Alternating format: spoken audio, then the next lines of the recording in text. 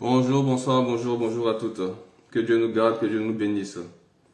Je viens à travers cette image, à travers ce passage, à travers ma présence, bénir le nom de l'Éternel pour sa grâce, pour son amour et pour ses bienfaits. Journée spéciale, journée de grâce, journée de bénédiction. Bénédiction, ta bénédiction demeure sur toi, quelle que soit la situation. Mais avant toute chose, je voulais attacher une parole à nos sœurs, les sœurs. La dernière fois, c'était les prêtres. Aujourd'hui, c'est les sœurs. Et la parole qui me vient pour témoigner de leur grandeur, de leur amour, je vais vous la donner tout de suite. Mais avant toute chose, nous allons prier, nous allons chanter, nous allons élever le nom de l'Éternel. Parce que sa présence nous fortifie, sa présence nous guide, sa présence nous conduit. Amen. Il est bon de te louer. Il est bon de te célébrer. Il est bon de t'adorer, Seigneur Jésus. Que ton sang précieux nous conduise, nous préserve, nous fortifie et nous élève. Amen. Donc la première chose dont je voulais parler, m'entretenir, c'est aujourd'hui nos sœurs. Comme je disais la dernière fois, j'ai parlé des prêtres. Aujourd'hui, c'est nos sœurs. Et que puis-je dire si c'est la parole de la Vierge Marie? Je ne vous promets pas de vous rendre heureuse en ce monde, mais dans l'autre. Cette parole qui est attachée à la vie de nos sœurs, ces sœurs qui, dans la dévotion, dans l'amour, marchent vers Dieu, marchent en présence de Dieu, ont dépossédé, ou du moins se sont dépossédés de tous leurs biens par amour, par espérance. Et cette parole s'attache très bien à leur vie. Donc je leur fais un clin d'œil d'amour, de grâce et de joie. La parole de la Vierge Marie. Je ne vous promets pas de vous rendre heureuse en ce monde, mais dans l'autre. Cette parole a été portée le 18 février 1858 à Lourdes. Donc mes sœurs, nous vous portons dans nos cœurs. Que la grâce et l'amour de l'Éternel vous guident et soit toujours en vous. La seconde chose, hier c'était l'anniversaire de Joseph, Saint Joseph. Amen. Hier c'était l'anniversaire de Saint Joseph. Que puis-je dire de Saint Joseph? Que puis-je dire de Saint Joseph? Hier c'était l'anniversaire de Saint Joseph. Je demande à ce que l'Éternel, au sein de vos couples, vous accorde cette grâce que Joseph a eue. Cette grâce que Joseph a eue. Quelque chose me vient là, mais on parlera de ça après. La grâce que Joseph a eue. Il est important de l'élever.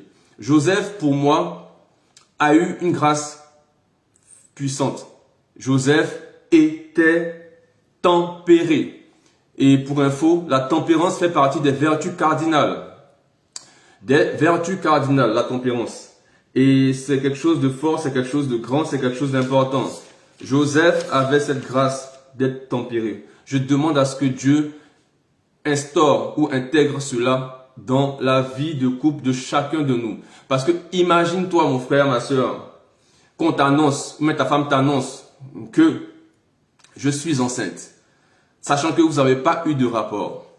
Quelle serait ta réaction à l'instant? Avant même que l'ange peut-être puisse venir te parler, t'interpeller par rapport à la situation, je pense que tu aurais dit dans ta tête, soit je vais la limer, soit je vais la chasser, soit je vais la tromper. Ou peut-être les trois. Tu comprends ce que je veux dire? La tempérance. C'est une force surnaturelle. La tempérance est une force surnaturelle. Au sein de l'Église, la tempérance est considérée comme une vertu cardinale, c'est-à-dire une force surnaturelle. Une force surnaturelle. La maîtrise de soi. Amen. Cela est important. Cela est important. La personne qui fait preuve de tempérance, c'est marqué dans l'audience générale du 17 avril 2024. Je vous lis rapidement pour que vous sachiez la puissance de cette tempérance. La personne qui fait preuve de tempérance se comporte en chaque situation avec sagesse et jugement. Elle a le don de l'équilibre qui est une qualité aussi précieuse que rare. La tempérance rime bien avec des attitudes évangéliques comme la petitesse, la discrétion, la dissimulation et la douceur. Je veux te dire par là, demande au sein de ton couple la tempérance. C'est une vertu pour moi que j'identifie à Joseph. Joseph, notre patriarche. Que la bénédiction, que la grâce de l'Éternel te touche là où tu résides, dans la puissance et dans la grâce de l'Éternel, afin qu'au sein de ton couple, tu puisses accéder à cette tempérance. Tempérance dans votre union, tempérance dans vos échanges, tempérance dans vos rapports. Que la puissance de l'Éternel vous localise et vous fortifie. Joseph était tempérant. Et il est marqué, je l'insiste encore à le dire, la tempérance est une vertu cardinale. Cette grâce, que tu l'aies au sein de ton couple. La tempérance. La tempérance est une vertu cardinale. Au sein de l'Église, elle est considérée comme un pouvoir surnaturel, comme une force du moins surnaturelle. Et j'identifie Joseph hier, son anniversaire. La tempérance est une force surnaturelle. Au sein de ton couple, je demande que l'Éternel vous accorde cette grâce de la tempérance. Parce que personne n'aurait eu la force d'accepter qu'on lui annonce que sa femme a un enfant, est tombée enceinte. Tu ne sais pas pourquoi, tu ne sais pas d'où d'Adam ni d'Ève. Tu aurais eu une réaction peut-être brutale. Mais Joseph a pris le temps. Joseph s'est assis. Joseph a attendu que l'ange lui parle. Lui dise, ne la refoule pas, mais garde-la. Parce que ce fruit, c'est le fruit de l'Éternel. Que Dieu t'accorde cette tempérance. Amen. C'est la première chose. La seconde chose dont je voulais vous parler, c'est quelque chose que beaucoup de personnes sous-estiment, mais qui est très important. Très important. C'est la bénédiction. Amen. C'est la bénédiction. Je veux te parler de la bénédiction. Je veux te parler de la bénédiction. Je veux te parler de la bénédiction. La bénédiction. La bénédiction t'appartient. Je veux te parler de ta bénédiction. La bénédiction t'appartient. Ah, que Dieu nous garde, que Dieu nous préserve, que Dieu nous fortifie. Je t'assure, tu vas comprendre quelque chose de fort. Quelque chose de grand. Quelque chose de puissant. Ta bénédiction t'appartient. On va écouter un peu. Oh Seigneur Jésus, je te remercie. Je te remercie. Qu'est-ce qui t'empêche? Qu'est-ce qui te limite? Je vais te le dire. Les choses de ce monde t'empêchent. Tout ce confort, le travail que tu as t'empêche. La famille que tu as, je ne vais pas dire t'empêche, mais les choses de ce monde te tiennent. Raison pour laquelle tu as du mal à te libérer. Tu as du mal à crier Père avec sincérité, avec vérité. Tu as du mal à passer le cap. Parce que les choses de ce monde nous tiennent. La peur de perdre ton travail te tient. La peur de perdre la famille te tient. La peur de perdre ton entreprise te tient. Raison pour laquelle je veux te parler de bénédiction aujourd'hui. On va écouter ce son de Guy Chris. Écoute ce son. Ta bénédiction t'appartient. Mais les choses de ce monde te freinent au fait. Les choses de ce monde te font peur. Ton travail t'inquiète. Ta famille te fait peur. Tu as peur de perdre tout cela. Raison pour laquelle tu es encore à un niveau bas. Relâche prise. Relâche prise, je t'assure. Ta bénédiction t'appartient. Le diable ne peut prendre ta bénédiction. Le diable ne peut t'imputer ta bénédiction. Parce que Dieu bénit. Et ce que Dieu bénit est à vie. Je vais te parler de la bénédiction, tu vas comprendre. La puissance de l'Éternel nous rejoint là où nous sommes. La puissance de l'Éternel nous rejoint là où nous sommes. Ta bénédiction t'appartient. Personne, je te dis au grand jamais, personne ne peut prendre ta bénédiction. Je vais t'expliquer ça. J'attends que tu prennes le temps d'écouter la musique de Guy Chris. Je ne suis pas l'auteur, mais je te mets le son. Merci Jésus. Dieu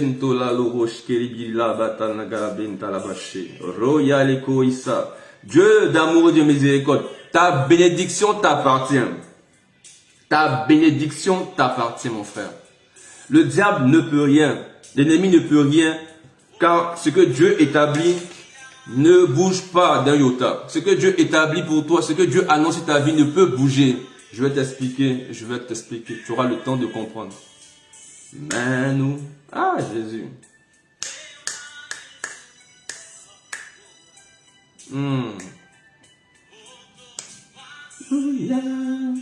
Seigneur Jésus, je bénis ton nom. Ta bénédiction t'appartient.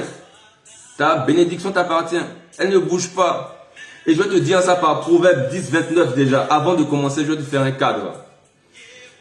C'est la bénédiction de l'Éternel qui enrichit et elle n'est suivie d'aucun chagrin. Je sais que tu sais ça, mais je ne pense pas que tu saches ce qui est derrière. Je vais te prendre des exemples, je vais te prendre une image qui va te permettre de comprendre véritablement et sincèrement pourquoi ta bénédiction t'appartient. Ton ennemi ne peut s'accaparer de ta bénédiction. Personne ne peut s'accaparer de ta bénédiction. Je t'assure. Je vais te prendre d'abord, je vais te dire encore, Proverbe 10, 29, pour que tu puisses bien enregistrer. C'est la bénédiction de l'Éternel qui enrichit. Et elle n'est suivie d'aucun chagrin. Attache déjà cela à ta vie. Prends possession de cette parole. Mets-la dans ton cœur. Avec fermeté, avec intégrité, avec sincérité. Mets-la dans ton cœur. Proverbe 10, 29. C'est la bénédiction de l'Éternel qui enrichit et elle n'est suivie d'aucun chagrin. Cela traduit quoi pour toi? Ce que Dieu t'accorde à l'instant. Personne ne peut te l'apprendre. Ce que Dieu t'accorde comme bénédiction à l'instant, personne ne peut te prendre cette bénédiction. Mais tu vas comprendre qu'il y a des grades au niveau des bénédictions. Il y a la bénédiction personnelle. Dieu te bénit. Amen. Et pour cela, je vais te prendre Abraham. Dieu a béni Abraham. Amen. Dieu a béni Abraham. C'est marqué dans Genèse 14, 19. Il bénit Abraham et dit, béni soit Abraham par le Dieu très haut. Dieu a béni. Je vais te dire qu'il y a des grades de bénédiction. Isaac a été béni. Dieu a béni Isaac. Cela encore est marqué dans Genèse chapitre 25, 11. Après la mort d'Abraham, Dieu bénit son fils Isaac. Amen. Ça, c'est un cadre. Et nous allons passer à Job. Parce que c'est Job, le passage de Job qui est un élément déterminant. Amen. Dieu a béni la personne d'Abraham. Dieu a béni la personne d'Isaac. Aucune personne ne pouvait passer pour porter atteinte à Abraham ni à Isaac. Amen. Amen. Tu vas comprendre. Nous allons parler de Job. Job va te faire comprendre quelque chose. Et c'est marqué dans Job 1 verset 10. Et Satan répondit à l'Éternel. Est-ce d'une manière désintéressée que Job te craint, Dieu? Ne l'as-tu pas protégé, lui, sa maison? Tu vas retenir protégé. Ne l'as-tu pas protégé, lui, sa maison et tout ce qui est à lui? Tu as béni l'œuvre de ses mains. Tu as béni, tu vas noter aussi, tu as béni l'œuvre de ses mains. Il a béni l'œuvre de ses mains. Béni l'œuvre de ses mains. C'est-à-dire le fruit de son travail. Amen.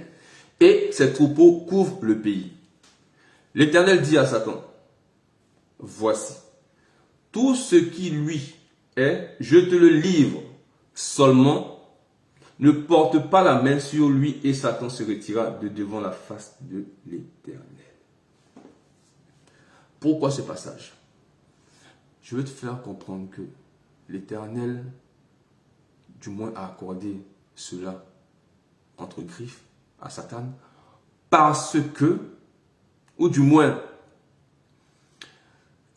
parce que Job n'avait pas été béni de manière personnelle. De la même manière, Abraham a été béni de manière personnelle. Isaac a été béni. Je te bénis, Abraham. Je te bénis, Isaac. Job n'a pas été béni de manière personnelle. Dieu a béni l'œuvre de ses mains. Il y a une grosse nuance. Dieu a béni l'œuvre de ses mains. De ce fait, le malin, l'éprouveur pouvait atteindre, ou du moins pouvait passer par l'accord de Dieu pour déstabiliser Job. Mais le mal ne pouvait détruire Abraham ni Isaac. Parce que Dieu avait mis sa bénédiction sur Abraham, sur Isaac. Et il est écrit encore dans Proverbe 10, 29, c'est la bénédiction de l'Éternel qui enrichit et elle n'est suivie d'aucun chagrin. En gros, en contrepartie de la bénédiction de l'Éternel, rien de malsain, rien de mauvais peut en découler. Amen. Job a eu une bénédiction, mais sur l'œuvre de ses mains. Abraham a été béni. Isaac a été béni. Amen. Je veux te faire comprendre à travers ces bénédictions que il est important, lorsque Dieu vient, ou Dieu te pose, ou tu poses quelque chose à Dieu, de savoir qu'est-ce qui est important pour ta vie, qu'est-ce qui est important pour tes enfants. La bénédiction de ton travail, la bénédiction personnelle, la bénédiction de ton mariage, il faut savoir. Parce que Dieu agit de manière graduelle. Quand je parle de grade, nous allons parler de cela à travers, comment dire ça? À travers Salomon. Salomon, 1 roi 3, 5, 28 dit, le Seigneur apparaît à Salomon qui demande à avoir une bénédiction, un cœur intelligent. Le Seigneur donne comme bénédiction à Salomon la sagesse, la richesse et les honneurs. Tu comprends? Tu vas constater cela dans une famille ou chez une personne. Il peut être prospère financièrement. Prospère financièrement. Mais au sein de sa famille, au sein de ses relations, rien ne va. Parce que la bénédiction est graduelle. Tu vas prendre une image. Un enfant très intelligent. Mais ça, c'est pour te montrer à quel point le diable ne peut rien faire contre la bénédiction que Dieu t'a accordée. Un enfant très intelligent, n'est-ce pas? Qui a pour avenir, qui a un avenir du moins, qui devrait être luxueux, grandiose. Le diable ou ton ennemi le sait. Mais c'est la bénédiction que Dieu t'a accordée. C'est la bénédiction que Dieu t'a accordée. Qu'est-ce que l'ennemi va faire? Au lieu, du moins, parce qu'il ne peut pas accaparer ta bénédiction, il fera quoi? Il va te détourner de cette bénédiction à travers tes vices, à travers tes addictions. Il va t'emmener dans des lieux où tu vas consommer énormément d'alcool, où tu vas fumer peut-être énormément, où tu auras une débauche sans fin. Son but est de te retarder. Son but est de t'endormir. Il peut puiser sur toi, c'est-à-dire se servir de toi comme bouclier pour pouvoir accorder ton intelligence à quelqu'un d'autre, mais il ne peut s'accaparer ta bénédiction. Donc, qu'est-ce qu'il est obligé de faire? Il est obligé de te retarder. Il est obligé de te faire tourner en rond. Il est obligé de te maintenir là où tu es. Parce qu'il ne peut porter atteinte à ta bénédiction. Tu vas constater chez des enfants très intelligents, des enfants qui devraient avoir un bel avenir, mais qui au final tournent en rond. Si tu es dans ce cas, si tu connais une personne de ce genre, sache que l'ennemi du moins, le fait tourner en rond afin de le faire regarder, afin de le maintenir sur place, pour ne pas que la bénédiction que Dieu lui a accordée puisse porter ses fruits. Si c'est l'intelligence, pour ne pas que son intelligence puisse croître et qu'il puisse avoir une vie stable. On voit ça beaucoup dans nos pays, chez nous, bon, je ne vais pas citer, des enfants qui sont intelligents, mais qui tournent en rond. Qui tournent en rond. Tu ne sais pas pourquoi. Je vais te dire. Dieu a mis une bénédiction dans ta vie que tu ne peux, ou du moins que l'ennemi ne peut déraciner. Dieu a mis une bénédiction d'intelligence sur ta vie que l'ennemi ne peut déraciner. Amen. Mais l'ennemi peut te retarder. L'ennemi peut t'endormir. L'ennemi a pour but de te détruire afin de prendre pas possession de cette bénédiction, mais de pouvoir puiser cette énergie en toi. Amen. Vous allez constater que beaucoup de personnes sont des fois égarées, un peu hagards, un peu fous, tournent un peu partout, mais qui n'ont plus la tête sur place. Ça, c'est le but de l'ennemi. Te détourner de ce que tu dois accéder, auquel tu dois accéder. Te détourner de ta base principale, de la grâce que Dieu t'a accordée, de la bénédiction que Dieu t'a accordée. Raison pour laquelle tu envoies des petits jeunes qui sont assez intelligents, mais qui sont tourmentés à longueur de journée, qui sont toujours dans des shows, en train de boire, en train de fumer. Parce que l'ennemi ne peut que te maintenir. L'ennemi ne peut pas prendre ta bénédiction. L'ennemi ne peut pas s'accaparer de ta bénédiction. Parce que ce que Dieu a donné, personne ne peut la reprendre. C'est ce qui est marqué encore dans le Proverbe. La bénédiction de l'Éternel qui enrichit et n'est suivie d'aucun chagrin. Vous allez voir beaucoup de jeunes, par exemple, je prends l'exemple de la Côte d'Ivoire, qui tournent en rond, qui sont très intelligents.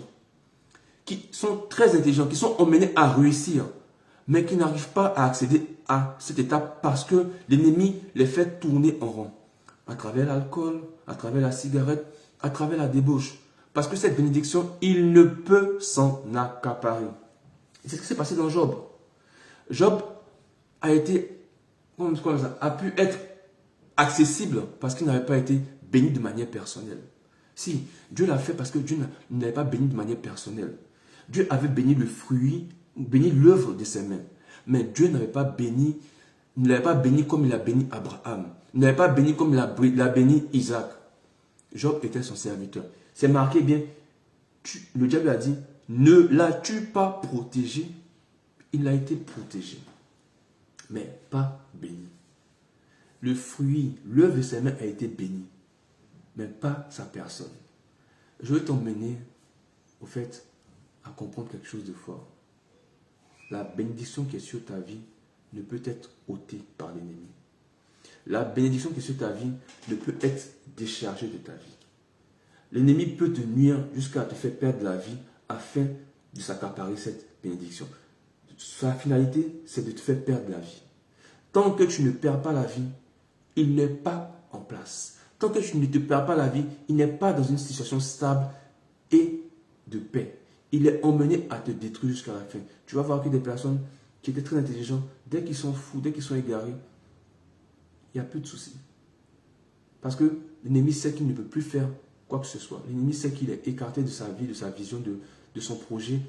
Donc, l'ennemi a eu la victoire.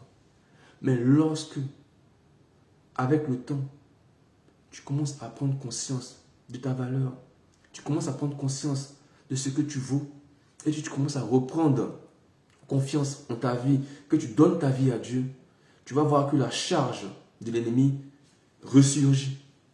Parce que le travail n'est pas fini. Au fait, tu étais endormi. Et sur cela, l'ennemi puisait l'intelligence, du moins, ou la grâce, la bénédiction que Dieu t'a accordée. Il ne peut pas l'accaparer, mais il peut s'en servir. Il ne peut pas prendre possession de cette bénédiction, mais il peut se nourrir de cette bénédiction.